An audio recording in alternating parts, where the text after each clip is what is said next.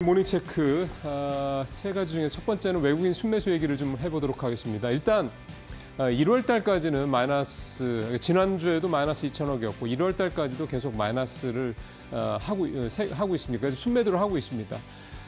근데 최근 들어서 조금 변화의 조짐이 좀 나타나서 일단 그 말씀을 좀 준비하려고 한 건데요. 지난 둘째 주죠. 12일에서 14일 사이 외국인이 코스피를 마이너스 900억 정도 매도를 했습니다. 어쨌든 외국인은 계속해서 6개월째 순매도를 하고 있는 그런 상황이 계속되고 있긴 한데 매도 규모는 확실히 좀 눈에 띄게 좀 줄어드는 모습이 나타나고 있죠. 근데 저 왼쪽에 이 표 한번 보시면은요. 외국인들 순매수 상위 종목들을 좀 살펴보겠습니다.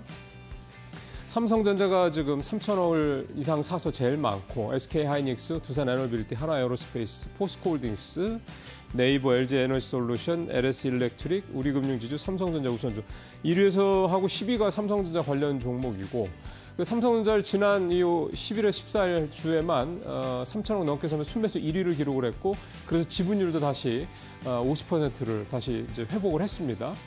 3월부터 메모리 반도체 구매 수요가 신규로 늘어날 것이다 이런 전망들. 지금 3월부터 다음 달부터 이 메모리 반도체 관련된 수요가 계속해서 늘어날 것이다라는 그런 전망들이 여기저기서 좀 나오고 있습니다. 이런 부분들이 좀 반영이 됐다라는 거고요. 또 하나는 딥시크, 또 스타게이트, 갤럭시 25 이게 각자 개별 좀 이슈들인데 딥시크 때문에 이제 기본적으로 고가 칩보다, 그러니까 HBM이 되겠죠, 대표적으로 메모리 중에서는. 고가 칩보다는 그보다 조금 못한 어떤 메모리 칩들의 수요가 더 늘어날 수 있다.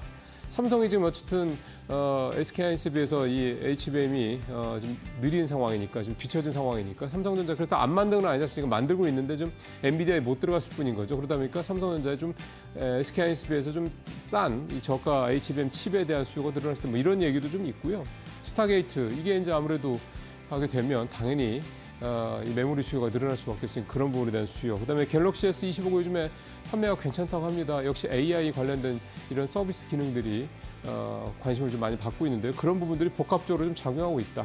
전체적으로 보면 작년에 워낙 안 좋았었던 삼성전자에 대해서 뭔가 이제 바닥권에서 계속해서 올라가는 부분에 대한 그런 어떤 기대감들이 이런저런, 그러니까 일테면 배드 뉴스도 좀 굿 뉴스가 삼성전자한테는 되는 그런 상황이 되고 있다 이렇게 좀 말씀을 드릴 수가 있겠습니다.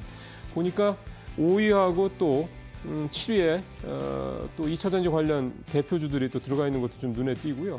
어쨌든 뭔가 좀 외국인들의 순매수 종목들이 작년에 좀 부진했던 종목들 중심으로 좀씩 변화가 되고 있다. 이런 것도 좀 눈에 띄는 대목입니다. 두 번째 체크사항 가보겠습니다. 예, 앞서 헤드라인에서도 말씀드린 건데요. DS 증권에서요. HD 현대건설기계에 대해서 보시면 여기 제가 이제 표를 해놨습니다. 매도 리포트를 냈습니다. 종전에 대한 과도한 기대감이 반영이 돼 있다라는 거고 왜 그러냐면은 피해 지역, 그러니까 재건이 많이 돼야 될 재건 수요가 많이 있는 그 지역이 피해 지역이 만약 이대로 종전이 된다고 그러면 대부분 러시아 점령지로 넘어갈 것이기 때문에 결국 우리 몫이 상당히 제한될 수밖에 없다 이렇게 얘기를 좀 하고 있는 겁니다. 그 종전 협상을 또 미국이 주도하고 또 이번에 좀 헤그세스죠. 헤그세스 미 국방장관이 유럽을 방문한 데에서 우크라이나 쪽에다가 너네들 러시아한테 뺏긴 그쪽 되찾을 생각하지 말라 또 이렇게 얘기를 했다는 얘기도 좀 전해지고 있고요.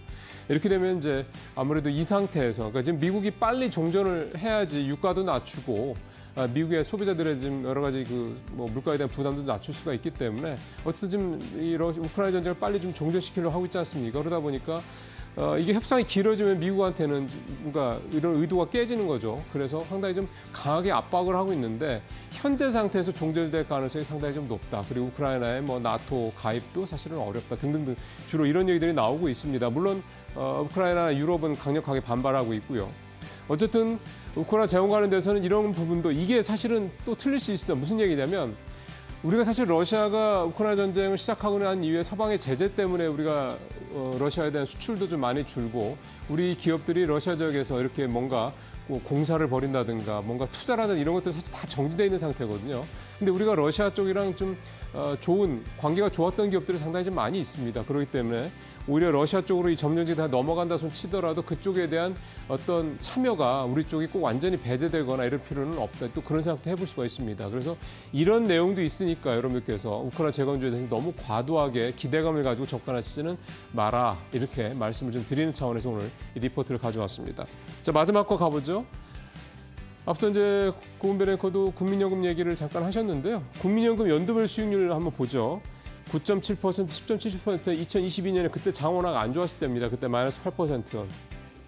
그러다가 2023년에 무려 13.5%. 작년에는요. 국민연금의 전체 수익률이 15%를 좀 넘을 것으로 예상이 좀 되고 있습니다. 우리 시장에서는 약간 뭐 지지부진했지만 해외 투자에서 30%가 넘는 수익률이 좀 나올 것으로 예상이 좀 되고 있고요.